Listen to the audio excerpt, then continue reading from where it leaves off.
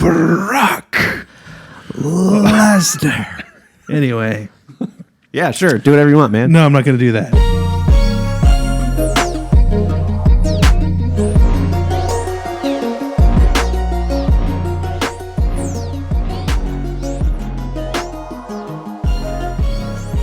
Ladies and gentlemen, my name is Paul Heyman, and I am the advocate for the reigning, defending, undisputed heavyweight podcast of Uber cars of the world. From the middle.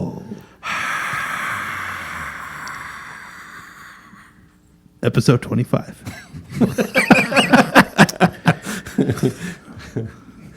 Paul Heyman is my stage name. My real name is Kendall Alala, and I'm here with Corey Hubble. And Dylan Hubble. And joining us again for this episode to carry on our conversation from last time is Robert. Rob. Hello. Rob Firchau here. Yes. Thanks for joining us again. Yeah, glad to be back. Yeah, some of you may know him as Mr. Firchau. Yes. Yeah. You know, after the last episode, Rob, I think you need to be showing up to the same Pure Michigan auditions as Tim Allen. I think you would embody those commercials well and their whole pitch to visit the shores. Those things give me goosebumps. They do. Yeah. Speaking of Pure Michigan, I feel like we glazed right past the Michigan thing. So anyway, there's at the moment that we are recording this podcast, because this might be a spoiler alert for people, but we didn't record this right now as you're listening to it. We actually record these ahead of time. And at the moment of recording it, Michigan just had, for the first time in a while, a signature win. Yes. A couple days ago. Was really the second in the Harbaugh era. It's the second top 10 win, right? Mm-hmm. Which is great. Knock Notre Dame out of the playoff contention. I'm all for it. They're not the first. Okay, we'll see. No, never mind. I said that wrong. I screwed up. Anyway, he mentions from Saginaw. Yeah. My sister went to Saginaw Valley State University, which was not, I don't think was around then. Yeah. Anyway, I went to Fair State University. I moved down here with my family in the late 70s, and 13 years old. I was not happy. But Tigers fan, Red Wings fan, Michigan fan. Yeah. I'm all of those things too. Yeah, maybe you remember Rick Leach and Gordon Bell, Rob Lytle. The Bow years, that was the beginning of it for me. Suffering Red Wings fan for a long time, Tigers fan, yeah. So when I did that to wrap up the year, Lily wanted to get a gift for you, and I'm like, what if we did a caricature of him, right? So I remember drawing those logos, and when I got to the M, I was like, I don't know if I can. And my dad, actually, from my Hubble Arts Facebook page, he actually commented, he's like, really cool illustration, except for the hat, right? Like, yeah. Something about that is... That was really cool, Corey. Thank you very much. I wasn't fishing, but I love the backpack and everything. Was very cool. Yeah. That's awesome. Yeah. So if you're just listening and you don't know what we're talking about and you just sort of jump around with our episodes, we're continuing the conversation with Rob. We just had a great conversation last time about not just teaching, but like him as a person. And he's like, we've commented, he's sort of this old soul, and we kind of traveled back to and reminisced to our own versions of family dinners and conversation and sort of the virtues of work ethic and treating people right and service. And it's just like, we got to keep talking to this guy. So if you missed 24, please go back and listen to that for some context. Not necessarily that this will be a continuation, but it'll give you proper context for the continued dialogue here. So again, thank you for joining us for another episode, and we'll see where this goes.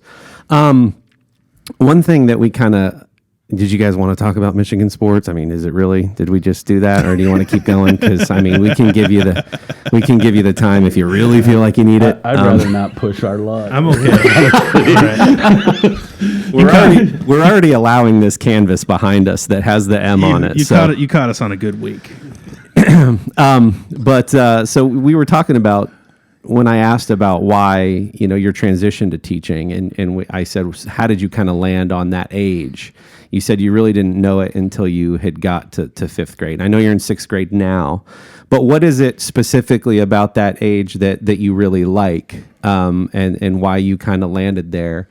I heard from another teacher the struggle that is, 7th, 8th, 9th grade, when they're getting pretty angsty and they're getting, into those years. So how did you kind of land in 5th and 6th grade, and why did that feel like a good fit for you? I'm not sure I landed there, but it was the opportunity that presented itself to me, and I thought at the time that it was something I had to move on because just of the situation that I personally was in. But I've had many teachers and administrators who I respect tell me that I need to move up, that I need to go up to the upper level grades. And I started off in 4th grade. 5th grade was where I spent the most, and then the past 2 years I've been teaching 6th grade. I feel the most comfortable I've ever felt as a 6th grade teacher. I feel like I have, where the students get me, I get them, and we can do things that I think benefit us both.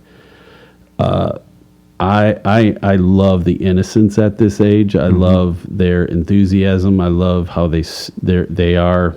I'm not telling you anything you don't already know, but they're kids. When I think of myself as a person, this is weird, but I think of myself at that age. School-wise, it was not a good experience for me, but it was the time in my personal life when I was outside the most, when I was fishing, when I was camping with family, my buds in the backyard playing baseball, football, whatever it was. That when I think of myself as a learner, as a grower, as somebody who's intimidated by the world at times, that's who I am. I'm a young kid. And I like that place. Yeah. I like that mentality.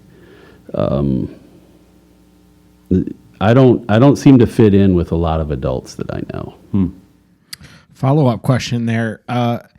Excuse the crude analogy. That story almost had a little bit of the elementary being minor leagues, high school feeling like major leagues. You need to move up. Is that the sentiment? Is there a little bit of hierarchy to the importance or the view of importance, or did they just feel like you'd connect really well at the high school level? Can you elaborate on that? I think it has to do with how I relate to kids. I think what I can give, what I can bring to this relationship that we have, I think is best suited to this age group. I have a difficult time identifying with the older kids, the upper level grades that I know. I appreciate them, I respect them, I enjoy being around them, but I'm not sure that the gifts that I have as a teacher would be as well suited to that age group and their needs as this one. That I can be someone who understands them, and maybe it's just the fact that I've been around them more. I spend my day with 12-year-olds, and I have for 15 years. Yeah, and it's a blast. But I think that my mentality and what I can offer, that it's almost a Pied Piper thing, that I can show you this, try this. We talked about this, Corey, that my art background, my hunting background, my cooking background. I tell kids stories about that stuff, and they're like, yeah. They still care. Yeah, and it is. It goes back. It's a great way to put it. They do still care. And the stories that I feel I can tell the best are the ones that I think kids this age would enjoy the most. Yeah. I really like what you said about when you think of yourself as a learner and a wanderer, you think of yourself at that age. I think that's true for me. Like growing up on an 8-acre oak tree, in an 8-acre oak tree woods with a limestone quarry next door where our grandma had lived. When I think of myself, I'm 11 and 12 in the woods, and I'm just taking a stick and my fake plastic army gun and a backpack, and I'm just exploring the woods. And I remember the time we found a deer carcass that the coyotes had gotten into, and thinking that was like one of the craziest things I had ever seen, and climbing the tree stands that the previous owners had on the fence row. And just when I think of myself, I really like that. That feels really true for me. What age do you think you are when you think of yourself, Kendall and Dylan? Like when you picture yourself. Wow. You know what I'm saying? I've never asked myself this question. What age do I? Yeah. That's really interesting to me too, because I think about that all the time. Yeah. And that it is something that I think is an asset to where I am and what I do. Yeah. Yeah. It frustrates the adults I'm around sometimes. You know, my girlfriend is relate to wonderfully that. patient with me about those sorts of things, but she understands it. My family is the same way. My dad loves me. We talk almost every day, and there's still that I can, you know, oh, Rob. Yeah. You know, 55 years old, my dad's 82, and, you know, we still have those father-son conversations. Yeah. I don't know if I have an answer to that question, but I heard a quick one-liner one time in regards to parenting. Mothers see kids where they were at a young age. Fathers see their kids where they are now. And I heard that phrase once. And so I don't know if that's a different, you know, much like with dads and moms might see their kids differently. If different people see themselves differently, I might be the type. I haven't really thought about it. Maybe I'll have a follow-up answer, but maybe I'm the type that just sees myself where I am, and I don't see myself looking back. I don't know. That would make sense for a robot. Kendall? That's a throwback to some other episodes, Rob. I am the age I am. I am not the previous age.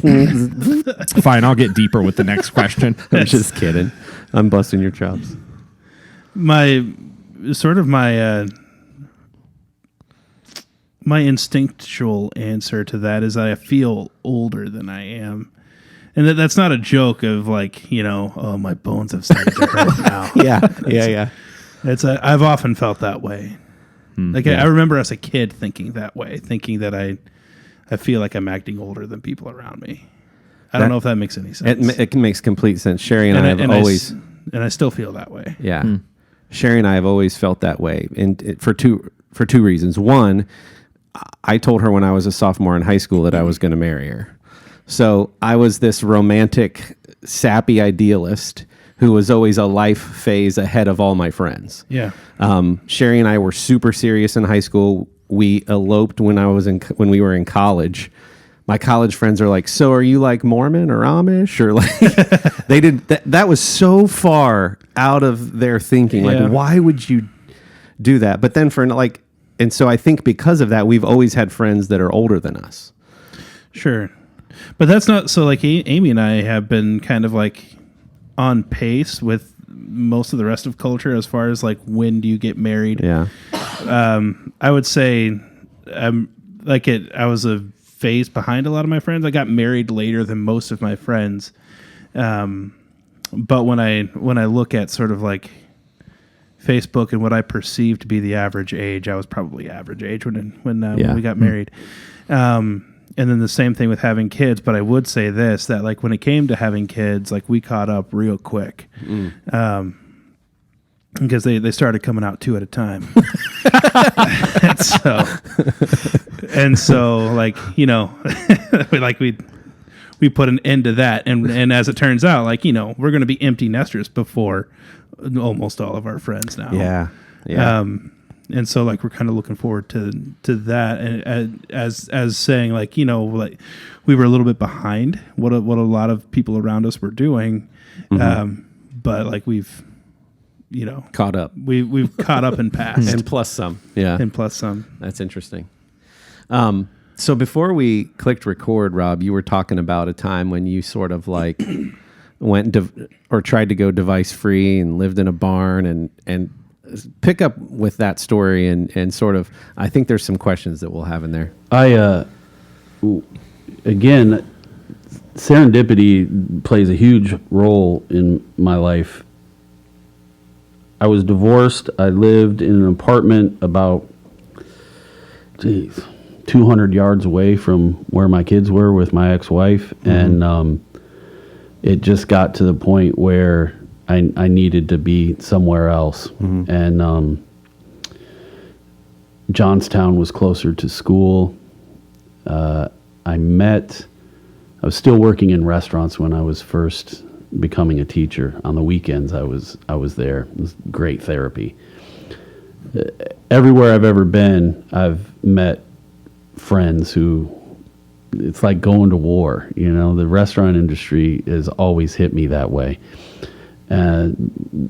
This time in my restaurant career was no different, and I met a buddy who's still friends with me, Lucas Atwood, and his family in Johnstown. Offered me this space on their property, and I took it, and it's the place that I lived the longest in my entire life. And it was pretty bare bones, but it was perfect for what I needed. It had a huge deck that pretty much doubled the square footage of the interior space. Cornfields all around. Quads going up and down the street, you know, more than any other car pickup. You know, the wind blowing, just fall asleep out on the picnic table on the deck a lot.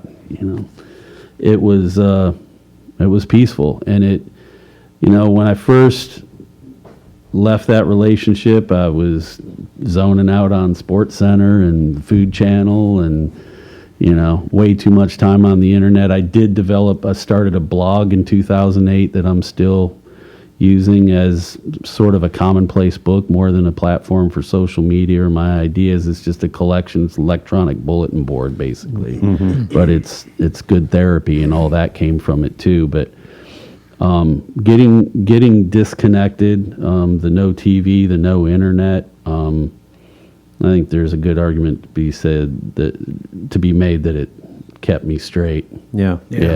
You said you started writing a lot more, got out notebooks and pens, and just this resurgence of that sort of first love of nature. And talk more about that, like what you discovered from that experience, and sort of juxtaposed with where, not the rest of society, but like this fast-paced digital world. You were there was this returning to. Yeah, I love pens. I love paper. You know, I like the way different types of pencils feel in my hand. You know, different densities of leads, you know, in lead holders and that sort of thing. Or Kendall's laughing because I'm geeking out over here. Yeah. That's actually the sixth love language.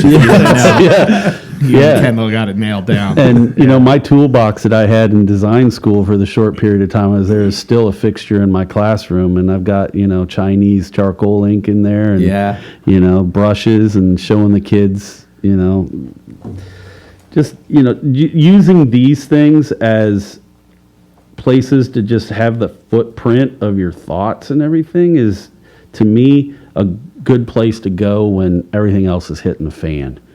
You know, that this is what I was thinking about. These are the things. This is biblical to me. This is inspirational to me. This is, it's medicine. You know, the pages,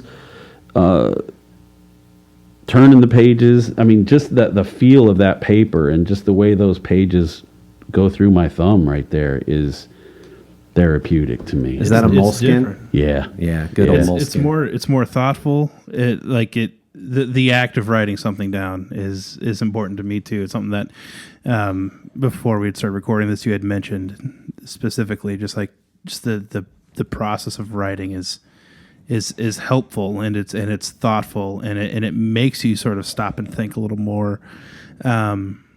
For me, I find it helps me remember things better, physically writing them down. But then also neuroscience would back you up. Yeah. But then also just like I don't know. There's something that I feel is, I don't know if gentlemanly is the right term, but there's some kind of affinity that I feel when I handwrite a note to somebody. whatever. We started doing this thing at our church that we have stopped collecting Connect cards on a regular basis now. But when we were, the Connect cards are things, if you're familiar with going to a church and they have these things and put your name and email address and stuff on this thing and give us comments, suggestions, prayer requests, and that sort of thing. We had a box on there that people would check, first time visitor. And for every one of those first time visitors, I would sit down and handwrite a note and mail it to them. Yeah. And in 2018, that's a big deal. Yeah. And the truth is I loved doing it. Yeah. And, but even just experiencing the different textures. And so, I'm big into fountain pens. A fountain pen is what I use. I carry a fountain pen with me every day. I like going through the fuss and the hassle of cleaning it and refilling it, and all of that. And, taking care of a nib. And I like doing all of that. There's this hobby thing about it.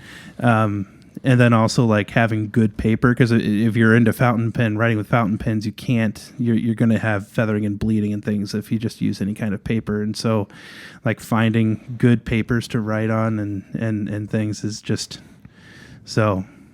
I love that. You're speaking my language too, because there's something especially Moleskine makes a great notebook for artists too. You can watercolor paint and use pastels and inks and, markers that would normally bleed through regular printer paper that you just, and it makes me think of Indiana Jones in The Last Crusade when Sean Connery, over the course of Indiana Jones's life, had been building this notebook of his travels and his experiences and his notes. And then he hands it to his son. And there's just all of his dad's thoughts and writings and little sketches that he would do of the places he had visited. I'm like, oh, there's something so cool and something about the tangible passing of information from your dad, this legacy of stuff and his travels. And it makes me want to do that for my kids. I actually looked up how much it would cost to have a monogram wax seal made so that I could do my own wax seal stamping on letters and envelopes and stuff. I want to do that. It's probably a hipster thing to say, getting back into vinyl, but do that. But there's something really cool about that. And I don't know, it we were talking before this episode too about in the art world, and I know I've talked about this before, there was this whole conversation about digital art is the way of the future and nobody's going to go back to traditional analog. Why would you have all these pencils and markers and paints and oil, acrylic matte medium? Why would you worry about storing all that stuff when you can do it all on an iPad? Well, the iPad certainly has a place, but there's something with the smell of oil paints and a brush and, getting all that stuff out. You just can't, there's something about it. There's something about going to a museum and seeing a Rockwell painting and seeing his pencil sketches underneath the brush strokes. And I don't know. I agree with you. And I think there's an art historian, Andrew Graham Dixon, who wrote a biography of Caravaggio. And in that book, there's a description of how angry and tormented that man was, but how beneficial that rage, that emotion was to the grinding of the pigments that he was creating for his, that again, it goes back to an appreciation and a respect for the process of what things are. Again, it's that thing we keep talking about, time. How is the time used and respecting the time? You liked the idea of the tradizionale balsamicos, One thing that you don't see on anything that's great in food is the ingredient thyme, with roux or moles or, grandma's chicken soup. Thyme is the process. Yeah. Sure, you can do all that stuff digitally, but the immediacy, the romance of the human element is what makes it soulful. Yeah. Not to be confused with THYME, which is still a popular ingredient in many recipes. Thank you. But I was going to say that's on a lot of things. I see time all the time. What? Seriously, though, I think it's funny because I think a lot of what we're talking about is swirling around some things I love. We're really history, the story of us, but the whole idea of storytelling, and that's through all of time, we've seen that take a lot of different forms. That's come in the form of writing and carvings and art and music and storytelling, and all of those things are swirling around this thing that's sort of ingrained into us. And so I don't think it's any wonder why we're drawn to these things, because all of those are tools or ways to view this story of all of us. And I'd love to segue, Rob, and get your thoughts, and you can be as macro or micro with this article as you want. So Washington Post had an article not long ago that said the headline, "The world's top economists just made the case for why we still need English majors." Now, if you go on to read, it's actually talking about English and humanities, humanities being my degree. So that's why I was a little more interested in this article, and I'd love to hear from you. But it's really making the case about economically why we need storytellers and why that's so important. There's a quick quote, and then you can sort of share whatever you'd like. Quick note from the article. It's important we don't just talk about numbers, coefficients, and rules, but stories that people can understand. Stories about how policies are contributing to economic welfare and the things that really matter to people. And I thought that was a great article because while I see the obvious value of the STEM fields, right? So everyone's getting pushed to these STEM careers because that's where the money is and that's where the future lies. I don't think we can take for granted a lot of these things that culturally, civilization-wise, these things that have gotten us to where we are. People telling stories and understanding, the ability to understand history and communicate that through English and the arts and music. And we dabbled in that a little bit in episode 24. So what's your take on that? If you have any thoughts you want to share swirling around that. Well, I don't know.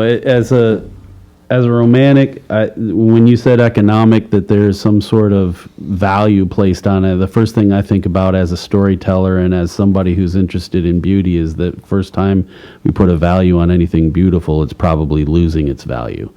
And that when we think about storytelling, the first thing that you clicked in my head saying that word was sitting around campfires, being that allure of not only the story being told, but the person telling it.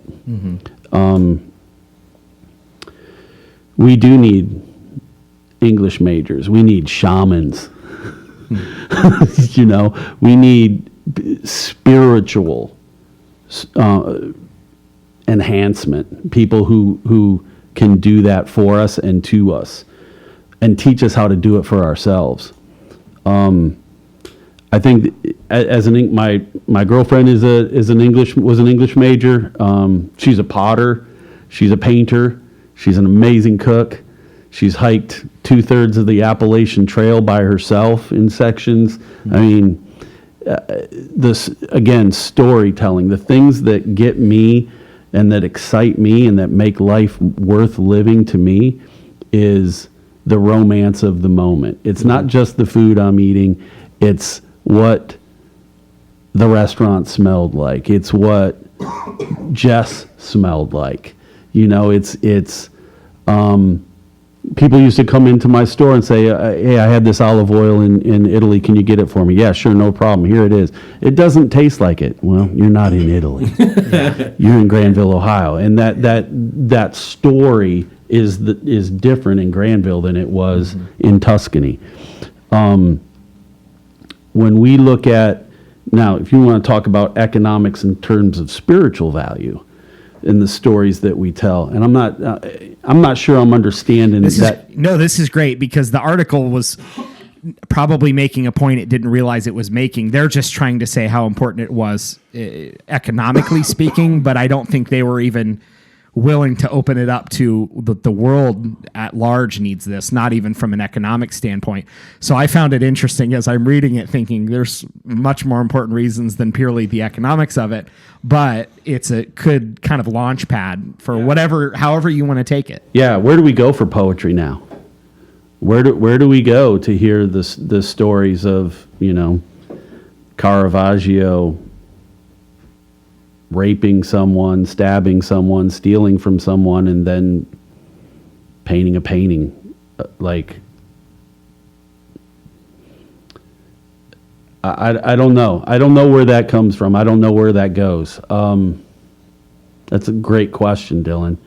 But I know we're starved for it. It doesn't seem like the world, to me, it doesn't seem like the world is warming up to it. They're removing themselves from it. Mm-hmm. Do you think, though, that it's cyclical? Like, we talked about this very early on, and as part of the reason we started this podcast, like the lost art of conversation, of civil discourse, about being able to, shocker, disagree with someone and still like them. Do you think it'll come back? Do you think, you can have 1,600 friends on Facebook and be the loneliest person on the planet? Something about going to a coffee shop and with the hardwood floors and smelling the coffee being made and hearing the espresso machine and sitting with your friend until the conversation is over, not because you've got another meeting. Like, do you think that'll create a longing for the other? Or do you think we're going to kind of lull ourselves into a version of the people at the end of WALL-E where we're just these overweight people in remote control chairs? And I hope not. We talk at home a lot about the influence that we have, and Jessica is very worldly in her view. Mm-hmm. We are political opposites, mm-hmm. and she wants to save the world, and I just want to save the people at our dining room table. Mm-hmm. And I think that the although it's important to think about the world and the true sphere of influence that you have, I'm not sure I even can control myself in the direction I want to go. But the people where I'm going to make the most difference and where I think I'm most suited is in a small tribe. Mm-hmm. And I still don't feel like I'm answering your question or even in the ballpark, Dylan. It's so okay. That was as open ended as you wanted it to be. Yeah, and I, as far as the aspect of those stories, I'm not. I don't see myself interested or even caring about the things that I see on the news. I really don't. Yeah. To be honest with you, it doesn't matter what president's been in office. My life has been pretty much the same since I've been an adult. The things that I have, and good and bad, are a result of my actions for the most part.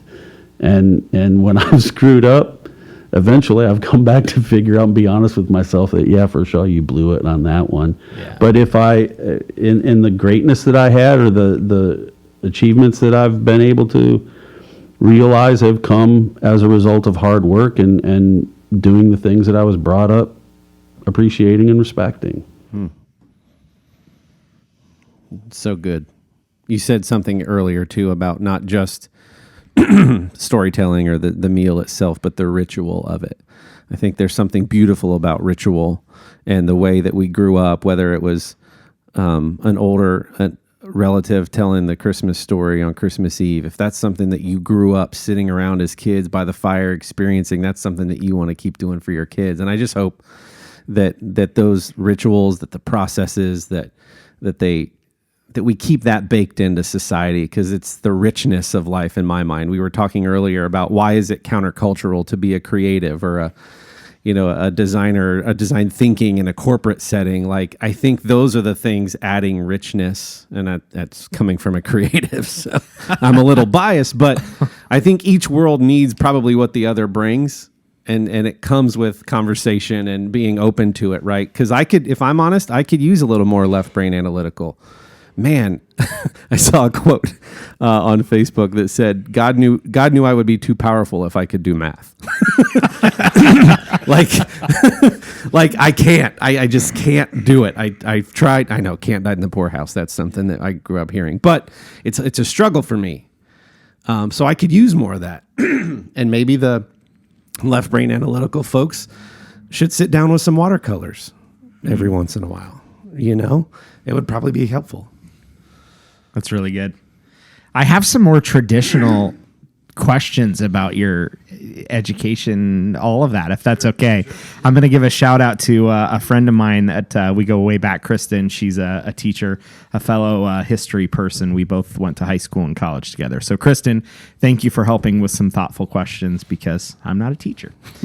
So, what are some of the things that, you've been teaching for a while? What are some of the things that have surprised you most, from your early expectations of what teaching would be to now? What are some of the most surprising things along the way? The biggest one is that it's not about curriculum. It's about people. It's about kids. And that none of the, whatever we do in the classroom has to do with the elements or the essentials of being a good person, of being a vibrant person, of being an enthusiastic explorer of the world. I don't know that there's anything more important. Maybe conscientiousness. Maybe it's it's close, but enthusiasm is everything.